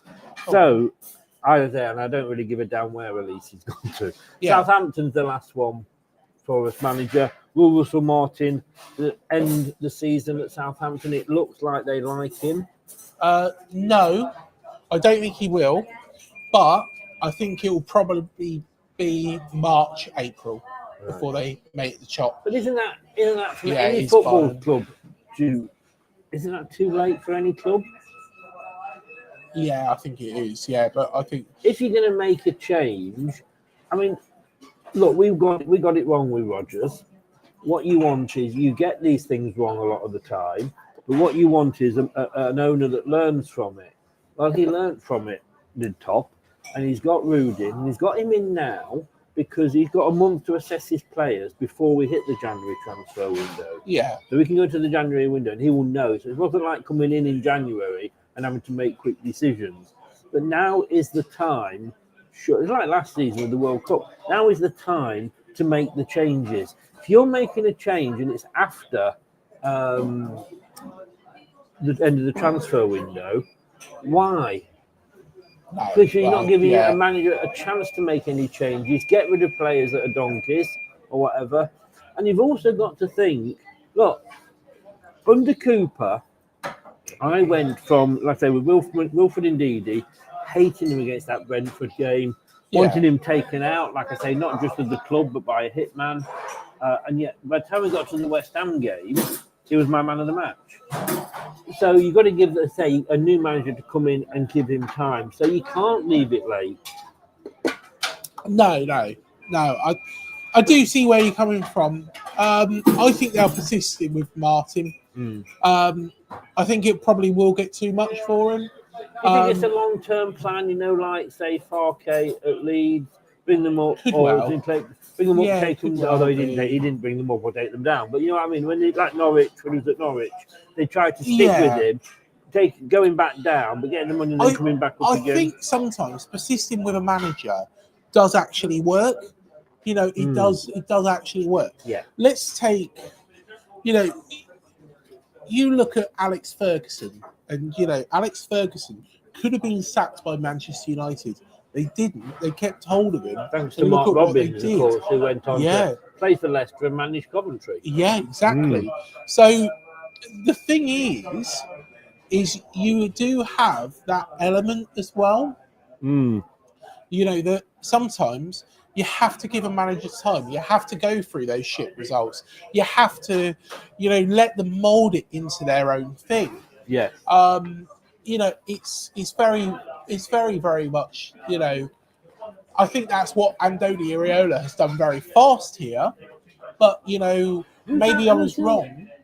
You've never mentioned him all show. Andoni Iraola, he's an absolutely brilliant manager. Oh, no, nobody would have ever known. You've never mentioned him before. And I was stupid enough to turn around and say that he should have got sacked for Jesse Marsh of all people. You did. You did, yeah. But whatever, just forget that even happened. It is on this channel.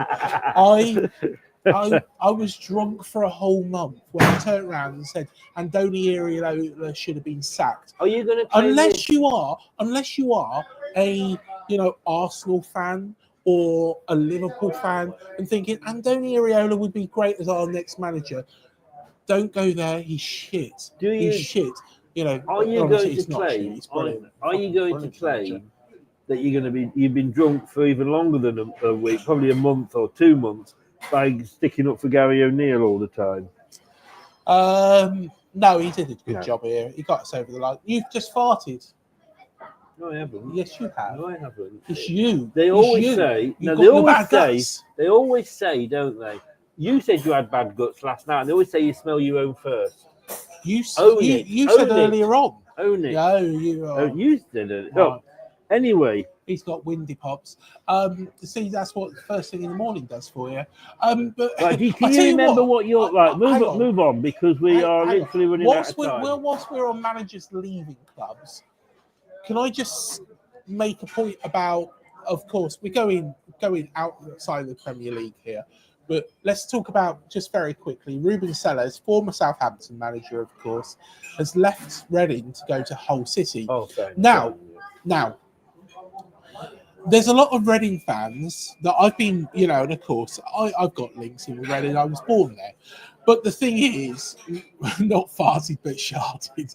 But the thing is, I have got links with Reading. Reading fan. I have got links with Reading because I was born there. Now, the thing is Reading as a football club is owned by somebody called Dai Yong, and there's a guy called Dayong Pan as well. Oh, funny Better enough, known as somebody. his nickname, number 63. Well, do you know what? Somebody found his actual hidden account at one point, and Dayong Pan shared a video of some girl pissing herself. I don't understand it. It was weird as anything. It's one of the weirdest things I've ever seen because, of course, it was shared around Twitter, YouTube, everywhere. You know this. You know it's nothing. It's nothing. You know, it's nothing indecent. It's just weird. It's just odd. But the thing is financially, Reading are a complete and utter mess.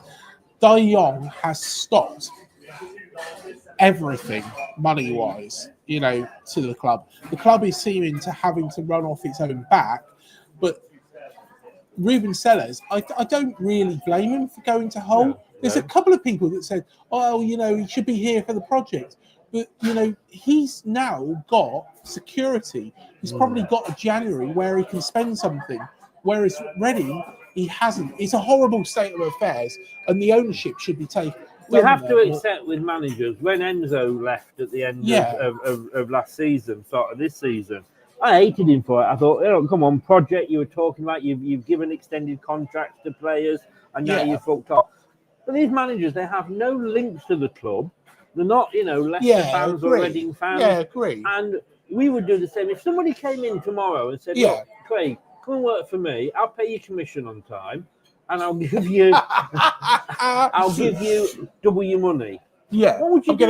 I'm gonna say yes, It's please. who you are. So fair enough to him. It's a shame for Reading, and it makes me laugh that the EFL and the Premier League go on so much about clubs not getting, you know, not doing due diligence, or you know, not checking on the money that's being they're spending, and yet they can't check out owners when they're buying clubs, because you got dicks like the guy that owns Reading, that is taking it down. Ant has made a very good point. There's no project at Reading. Sorry. Yeah. The thing is there is no project at Reading because nobody knows where the owner is. The owner is supposedly in mountains of debt. Did you know in China, where he's from, if you're in debt by a significant amount, I'm not talking about, you know, 100 quid, you know, by a significant amount, you could actually get the death penalty. So whether or not he can even get out of China, he might be dead then. You don't know where he is. Yeah, he could be dead. Yeah. He's actually got his house is next to Buckingham Palace. His house is. So he's got the king of his neighbour. Yeah, but he can't come out. Neighbours. Everybody get his neighbours. But he can't visit his house because he's stuck in China. They won't let him out. Yeah. So, and Carl said they've got 4 fans. To be honest, it's probably decreasing. It's probably 3. The thing is, and I'm going to go back to, I believe that this should happen, right? Is that all owners... I believe in love after love after love. Wasn't that a Cher song? She did it a lot better than you. Okay. When an owner buys a club, they are means tested to see how much they own. All right. Let me finish what I'm saying before we get to the booking. No, hold on, before you go on. This is. No, carry on. Take this. Do it, mate. Do it. I wasn't talking. Right. You come back to that. No, I'm not going to. I'm going to move on. I'm going to forget that. It's gone. Ant's put, my uncle owes me 20 quid. I'm hearing a one-way trip to China calling. Anyway, right, sorry. No. Will you? Oh, shut up. Zips. I just had to read out that comment. It's just hilarious. Right. Every manager that buys a football club, whether it's the EFL or the Premier League, should be or is allegedly means tested. So depending on how much money they earn or worth, they should put in to a central football fund. Agreed. For the Premier League and for the league. Just one for the whole thing. Yeah. So that if you get companies, situations like Reading, like Bury, for example, Bolton, but that basically the Premier League can go, right, under our rules, you are no longer the owner of this club. And what will happen is we're going to, and then some of that money. I used to work in the travel industry, and ABTA, they used to run it. All the tour companies had to put money in to pay ABTA to have a fund, so that if one of them went bust, there was enough money there to get all the people home and pay for the holidays, etc. Should be the same with football. So that, because all joking aside about Reading, and I worked in Bury for 2.5 years. It's a lovely place. The football club is the community. It shouldn't matter what league they're in, whether it's Premier League or League Two or the conference. It's the heart of the community. And look, we all know, the Leicester owners are very rich. They were just not allowed to spend it because of the rules about the size of the club. But we could afford to put money into this fund. And the thing is, people say, well, it's only Reading or whatever, but it's football. It is affects football, us all. To be honest, there is fans of other football clubs. And of course, I follow Reading. I follow. Of course you do, yeah. I follow, the other part, like other accounts as well.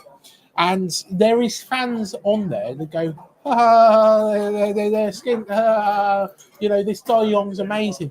But the thing is you take Reading out. Say, for example, Reading went bust. Yeah.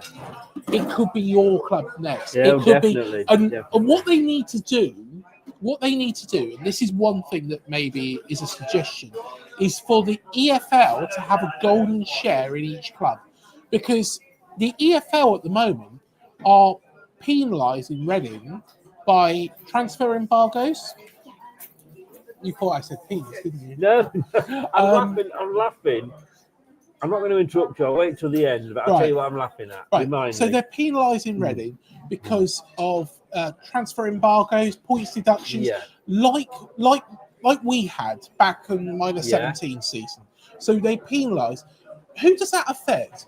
That didn't affect our owners at the time. No. It affected the fans. It affects the Reading fans. 100%. This De Jong could not give a shit about Reading. No. He's probably never going to set foot in the place because he's probably going to get the firing squad. 100%. If that's what's rumoured, is how much debt he's in. I came down to Bournemouth about less than 20 years ago. I think my first year in Bournemouth, and I can remember I went to work for the local paper, and the back pages were your players outside the pavilion with buckets collecting money to try and keep the club going.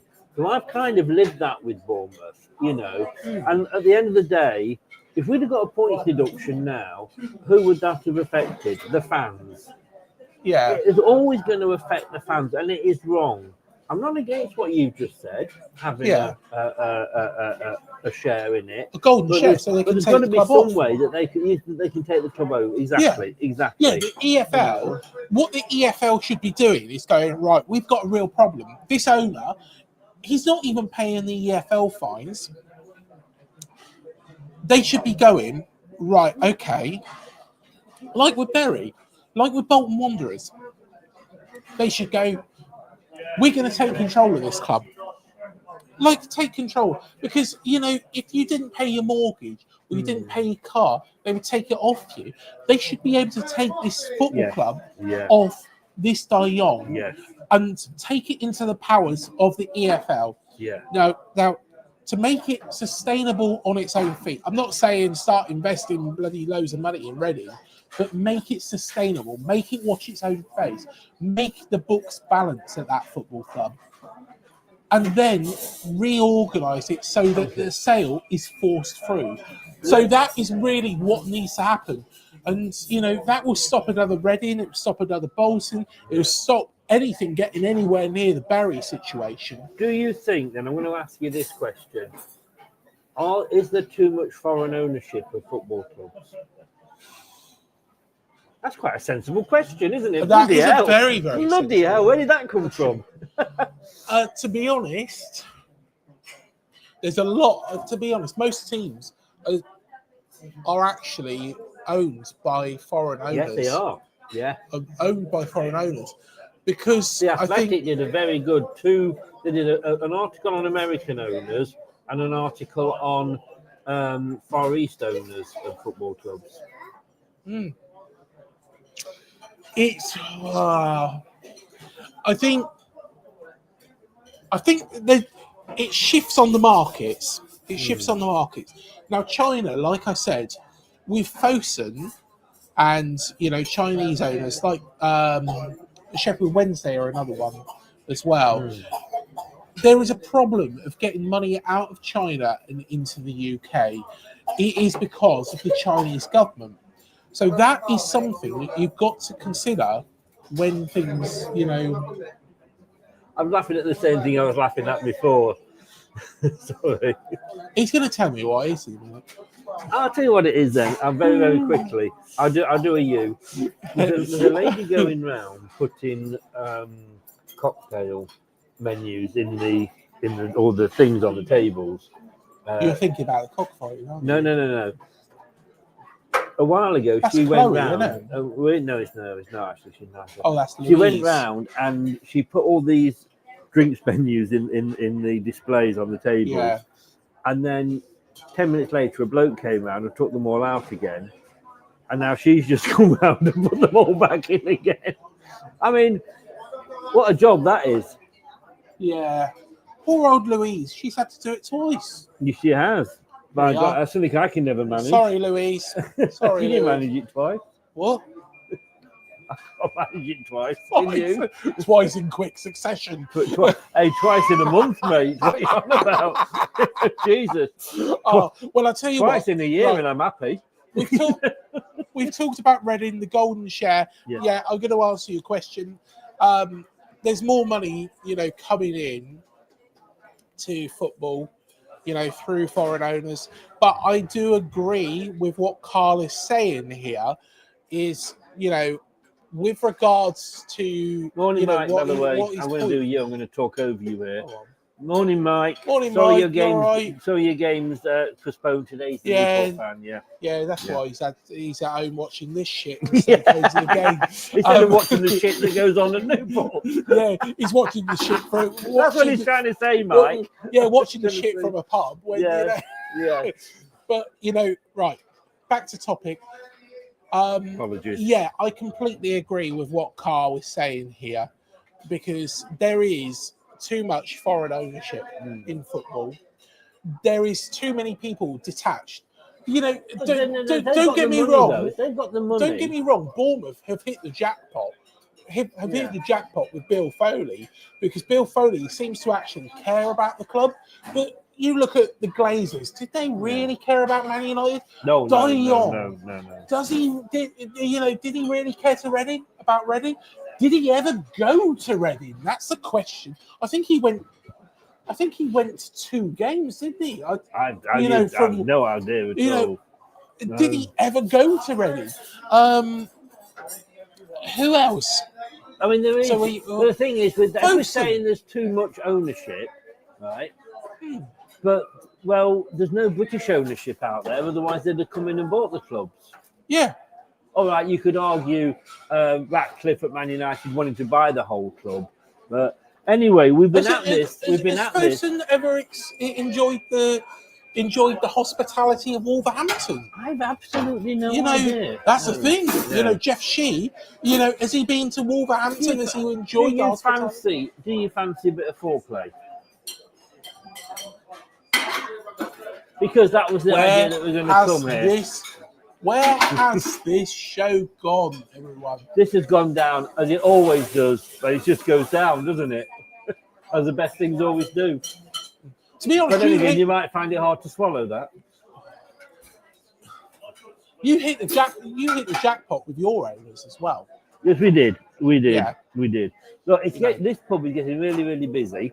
It is, isn't it? So let us go through the games very quickly. Can you remember what you predicted in the prediction league? No.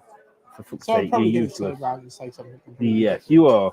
Well, let's go. I mean, Villa are going to beat Southampton. We touched on that, didn't we? Yes. They're going to beat Southampton. Now, Brentford-Newcastle is an interesting one. Both teams. I mean, Brentford beat us. I mean, they wiped the floor with us, and then they went on and lost the other day to whoever it was they played. Do you see a Brentford win or a Newcastle win? Newcastle. What are you looking at? I just want to have a look at our plan. Oh, I haven't got it was a plan, but it went out the window as soon as you started thinking out. No, to be honest, we just have bants, didn't we? We do. Right, Just in case we Newcastle. ever struggle to actually have anything to talk about, if that was ever to have happened.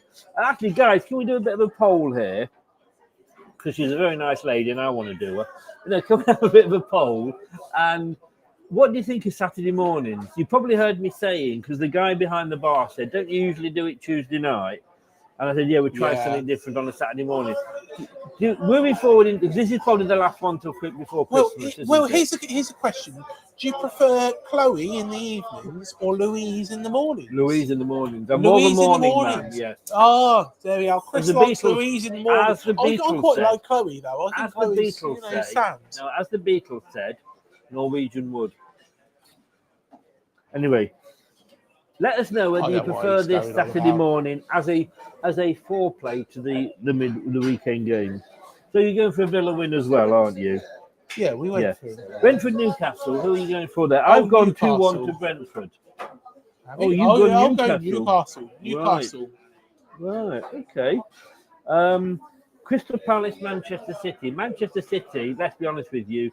They've been through a sticky Vicky patch. Oh, they're still going to be Palace, but they've come through it. They've come out of it now. They are, aren't they? I've gone 3-0 to Manchester City. 4-0. I've gone 3-0 on that one. Now then, interesting one.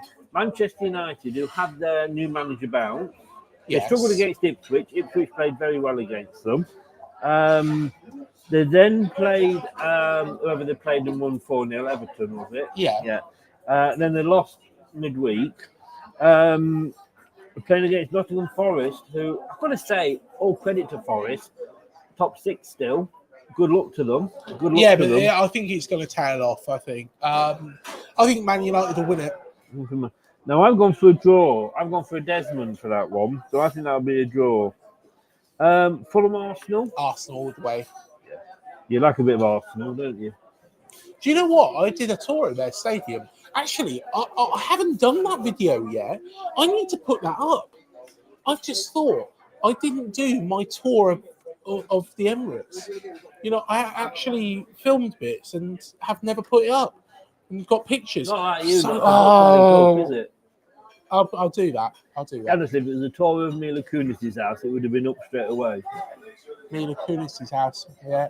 Or Margot Robbie's. We're going on to a big game here. Ipswich Bournemouth. You say big game, but I'm sure everybody who's going watch for it, who doesn't support either Ipswich or Bournemouth game.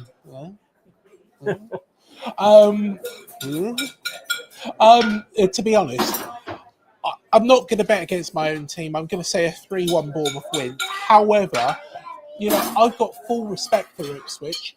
Yeah. They're not going to make it easy. They're going to get in our face. They're going to be tough. They're going to challenge. They're going to battle. So, it's going to be tough going. Yeah. But I think we'll have too much for them. Yeah. Well, I'm going to say, hopefully you'll still be friends with me. Because I have actually gone for Bournemouth win. I've gone 3-1 as well. Yeah. Plus, I want that to be the score because that will keep them below us as well. You better do us a fucking favour. Leicester Brighton. Stop looking at what I've written. Stop cheating. Stop looking over my shoulder for copying my homework. Do you know what? This is dangerous for you. The reason being is Brighton are probably angry because they've got beaten. Oh, they are. I had a Brighton fan on last night on doing the preview. He was very angry. And Luke Link's but then again, a good friend of mine. Fulham are his good friend of Fulham mine. Are their bogey team. Yes, they are. Yeah. I personally think. Sorry, you're not going to hate me for this. I think Brighton will probably win. To be totally honest with Mike you, said Ipswich going to beat Bournemouth as well, just to piss me off. No, look, the odds. I'm joking. Get in there, Matt. Well done, Mike. No, if Brighton were to beat Leicester, let's face it, it's expected. They're half the betting, and don't bet. We keep saying this, but they're half the betting that Leicester are to win this. We've had our new manager bounce against West Ham. Yeah. Brighton are no West Ham. Yes, they lost to Fulham, but Fulham did just tore us off a peg earlier in the season as well. So you can do it going on a diet, isn't it? So you've got Leicester versus Brighton. The thing was, when Cooper was in charge, Yeah. I thought I needed the point. Well, I didn't think. I knew I needed the points in the prediction league. So I would go for Leicester to lose because I needed the points in the prediction league. Now, I would not be surprised if Brighton won, but I've gone for 2-1 to Leicester. You're going for Brighton, aren't you? Yeah. And I understand. Mate. No. I understand that. Yeah. Everything tells us that Brighton will win it. My only thing I would say is, in 2 days, I hope they don't. I hope you beat them because then, if we win against Ipswich, we could go 5th. Wow. We're going to be so high up. We're going to get a nosebleed. Well, in Europe places. I know. You've not been in Europe since the Nationals were in charge. You can imagine Barcelona coming to Dean Court. Then you just think your BJ would be very up there, wouldn't it, with the 88? Wow. Barcelona coming to Dean Court. All I would say is, in 2 days, from Brentford to West Ham, look what Rude did. He can do that in 2 days. What can he do in 7 days? I tell you what he can do. He can create earth and then have a day off. Yeah. Right, Spurs Chelsea. I reckon Chelsea. I have also gone with Chelsea. Yeah. I don't know what score. Brad went for a Desmond. Tom went for a 0-0. I went for a 2-1 to Chelsea. Yeah. And then El Sacchio. West Ham will beat Wolves. You went for West Ham earlier. Yeah. But you know, I want you to predict who gets sacked afterwards as well. I think it would be. I don't know if it will be afterwards, but I think it will be Loppy before Bumlicker. I reckon both of them will get sacked on the Tuesday. Wow. Yeah, I think both will get sacked on the Tuesday. The thing is, said Gary O'Neill because he's shit. Let's just say, for example, I can't whisper because there's kids in this pub now. Yeah, the West Ham. No, I know we're not used to this. West Ham. I was looking at ourselves, as you know, I was on the West Ham channel, and it's they don't want Floppy Loppy there, but they don't want to lose the games, which I totally get. As a fan, you don't want to lose a game just to get your manager sacked, do you? No. I just think Floppy Loppy's taken over that line with the player. Yeah. I think Gary O'Neill, maybe he's got a little bit more time in the tank. Plenty in the tank, sir. If anybody knows what that is, I'm worried about you. I've gone for a 1-1 in that. I've gone for a 1-1. I'm leaving it there. Yes, please Plenty do. in the tank. Do. What are you laughing at? What are people saying? Very good shot, sir. Plenty in the tank. You know what I'm on about? Show? No. Nothing like that. Nothing like that. Somebody sent me a video and we don't want to know what the videos you've been sent. We're not going any further than that. Look at somebody will know. My Loppy's gone floppy as well. Let's not talk no further about my Loppy's gone floppy. Stop. Get off, you're ruining my hair. You've not got much to be ruined. Right, what is the plan? Right. We got to the end of the game. Right. We've been going now for an hour and 3/4. What we got? I've got FA still to decide on endorsing Saudi Arabia's World Cup bid. Should Saudi Arabia have the World Cup? Are we carrying on, by the way? Let's just carry on for a little bit. Yeah. FA, no. I don't think they should get the World Cup. I think what it should be is it should be countries with proper stadiums that don't have to play the World Cup in the middle of December. I'm sorry, but, the Qatar World Cup, don't get me wrong, they did a good job, but a World Cup should be played in the summer. I'm sorry, but it's a ridiculous suggestion, and I would be totally against it.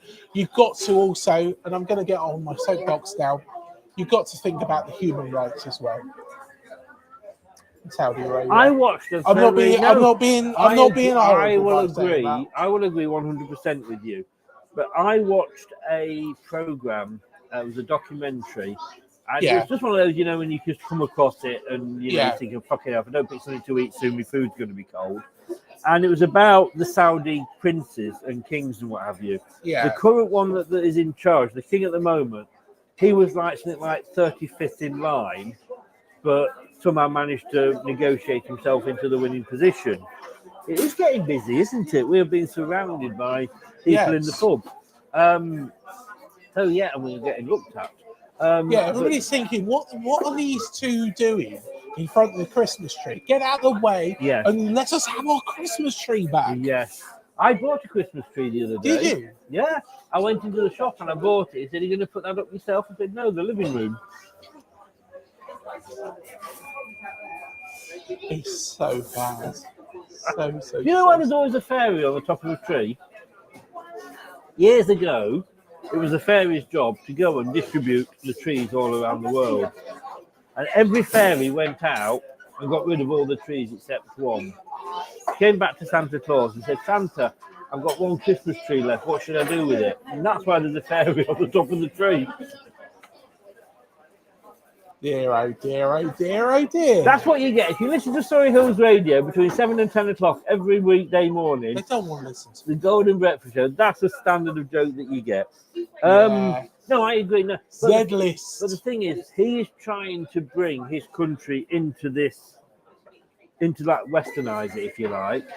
And that's why they're hosting boxing matches or contests, whatever they call it. Yeah. And they want to do that. But you have to accept, I agree with you on the human rights things. They shouldn't get it because of the human rights. If But they what become more happened, tolerant, like the UAE, for example, I've been over to the UAE. Have you? Yeah, Okay, yeah. I mean, have I never told you that? I've been No. over to the UAE. No. I have been over to the UAE. He's It's been a over very to, nice place. He's been over to the Dubai and UAE, Abu everybody. Dhabi. Dubai and Abu Dhabi is a lovely, you know, honestly, Abu Dhabi. I would recommend. Yabba dabba dabby doo. Abu Dhabi do. Carry on, it's most interesting. So, oh dear. But But yeah, no, I agree Yeah. 100% with you on that. you know, Yes. the UAE is a very tolerant state, you know, and if Saudi Arabia follows that method, you can't hold it the past against them. No. Fair enough. What is past is past. I agree. The problem I have with this is that won't come into the thinking. No. The UK will be thinking, oh, what exports? You know, how many fighter jets are they buying? How many tanks are they buying? And that will come into it more than and it's wrong. Yeah. I don't think they should have it. We're getting political now. We are. And the problem you've got is because we want to expand football all around the world. Of course we do. One of the reasons it went to Qatar, apart from the fact that they had bigger brown envelopes than anybody else, allegedly. Allegedly. But I just think no, it's wrong. It's wrong. You can't go to these countries with their political history. No. The last one. Let's make this our last one. This was interesting because I was watching one of these back the other night. Well, I had nothing else to do, to be honest with you. I'd washed my hair; it was drying. But what can I do? I'll watch a Talking Balls back. And we were both saying how we both liked and Foster. Yeah, I do like the man. As a match manager, but he has come out and said he has no interest whether fans back him or not. Now, if Ruud van Nistelrooy came out and said that, I'd be thinking, fuck off out of our club. And I like Ange. I think he's a good manager. He's probably too good for Spurs, if the honest is true.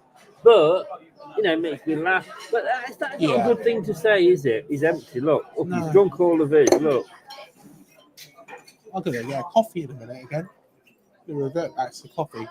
Can't drink any more beers. Lightweight.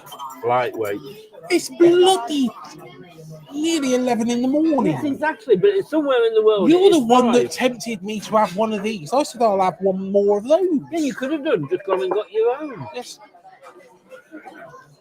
They are very nice, but, you know, do you know what? Can I just say, guys? Christmas morning. When we get a free drink, these are the most expensive beers in the pub. So when we get a free one, Chris that's goes up why for I the have free them. one, and Yeah. I- Well, why have something? Why have something that's £2? No, but why have something that's £2 free when you can have something that is £5 free? Ho ho ho! So, Ho, what do you ho, think? What do you think? What do you think of Postolego? Posta leg over, saying he has no interest whether the fans back him or not. What do you think of that? I don't know. At the end of the day, I don't think it's good coming out saying that. I think he probably deserved his criticism the other day. Yeah. I think he did probably deserve his criticism. But at the same time, I think, I sometimes things are best just left to one side and just crack on with it. They are. Probably a lot of managers feeling like that. Can you imagine Gary O'Neill going, do you know what? I'm really bothered about what the Wolves fans think of me. Or, do you think that Lopetegui, well, Lopetegui don't care. Do you think he's going, I don't know if they really like me or not? I think Postecoglou just comes out and says it. I like the bloke. I really do like the bloke. Don't get me wrong. They were poor the other night. They were poor against Ipswich. They're a Jekyll and Hyde team. They're Spursy. One moment they're playing really, really, really good football. The next minute they're, on their knees against us and Ipswich. Yeah. Can I very quickly? I'm just going on the BBC. Well, I've got to say, first of all, good morning to Kate. Kate, bless her, we alternate the blogs for the BBC, and she had to write on that Brentford performance. She has my sympathy. I've got to write on the other one, but I've got to say, this is what Amarin has said. Man United are a massive club, not a massive team.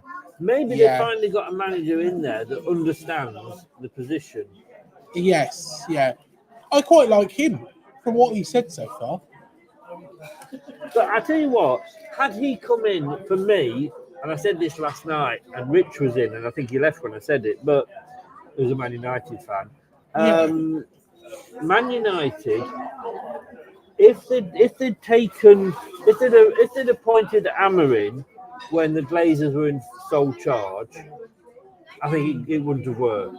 Because no matter who you bring in, like trying to build a house when the foundations are rotten. Yeah. The foundations need to be sorted out. And I think Sir Jim Ratcliffe is doing that, but it's going to take time. Yeah. But I think Amarin and Sir Jim Ratcliffe could actually turn Man United's fortunes round. But it's good to see a manager who's actually saying it as it is. Yes, most definitely. Yeah, most definitely. 2013 when they last won the Premier League. Yeah, no, it's a long time 11 ago. years. 11 years ago.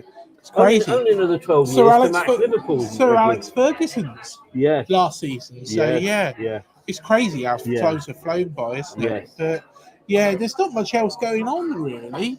Under fire, Floppy Loppy vows to change West Ham's situation. I don't think he'd be given the time. He left, like I say, he was Spain manager, wasn't he? Yeah. And then he said he was going to go to Real Madrid before the World Cup, or Euros, whatever it was. And Spain got rid of him literally a few days before the World Cup. I'm just trying to see if there's anything else interesting. Let's have a recap. I'll tell you what, it is an interesting conversation. Why have they called it Storm Darrow? Well, they do to the letters, don't they? A, B, C, D. So this is an Irish storm, this is. Well, there's not just us that names it. Oh, yeah, no, it's because the last one was named by Holland. Was it? Yeah. Oh, so Dara, it probably is an Irishman. It is, because you've got the new chaser, he's called Dara. The Chase? You ever watched The Chase? Yeah, I've watched The Chase. And there's got Dara, the... Should we go on it, Chris? The Chase? I think we did quite well. I don't think we will go on and do well at all. Because have you ever? I do all right in the first bit, but the second bit when asking those questions, no. Unless they ask me about Fanny Schmeller. What? Do you not know Fanny Schmeller? No. Oh, please. What's Spanish mallow? Is that what it is? How do you even spell it? Right. We used to call those ladies double door jobs where I used to work. We used to have double doors on the shop front, and if certain people couldn't get in one by opening one door, they had to we'd call them double door jobs. That is definitely a double door job. That takes me back. Oh God, that was so bad. That was when we used to be able to smoke on the counter at work. That was unbelievable. Yeah. No wonder nobody ever booked the holiday with us. What was you smoking there on the counter? Well, that'd be telling. I've actually forgot what we were talking about. Oh yeah, Fanny Schmeller. Spanish Right. mallow. Well, the question is, right, and the guy that was doing the answers was actually he was into skiing. So Bradley Walsh has said, "What sport is Fanny Schmeller famous for?" But of course, being Bradley Walsh, Fanny Schmeller is Fanny Smeller, isn't it? You know, although you don't pronounce it like that. Of course, he absolutely wet himself. The guy went for horse riding, but it was skiing, so he should have known that. So the joke came on that about Fanny, because of course Fanny doesn't mean the same thing in Germany or Austria, wherever she's from.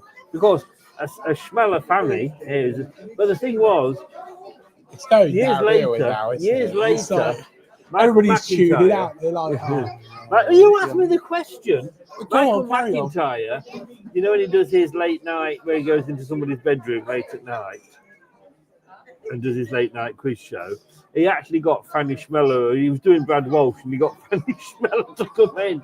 Apparently it's pronounced Schmeller. But that wouldn't have been half as funny, would it? Anyway, you asked me the question. Shall we end it? And on that bombshell, I think it's time to end. To go back to the studio. Yeah. Anybody saying anything remotely interesting in the chat? Anthony Herbert said hello. Hello, Anthony. Mike said Lopetegui is a fucking clown. Carl said Gone will be gone. Ant said Gone is his shit. Who? Gary O'Neill. Ah. And on that bombshell, I think it's time for us to end. We shall see you in the next one. Subscribe to Subscribe to Leicester Till I Die. Subscribe to Up the Cherries in all departments. You know, make sure that share and like the video as well. Share and like the video. We probably won't be back till the new year now, will we? No. It's Christmas. No, so you can have a rest from us. Yes. But until have they let us know about the whether they like Saturday mornings or not? No, nobody really commented on it. No. We might be back to an evening. Yeah. I liked it Saturday morning. I like a bit of foreplay on a Saturday. I think we better end it.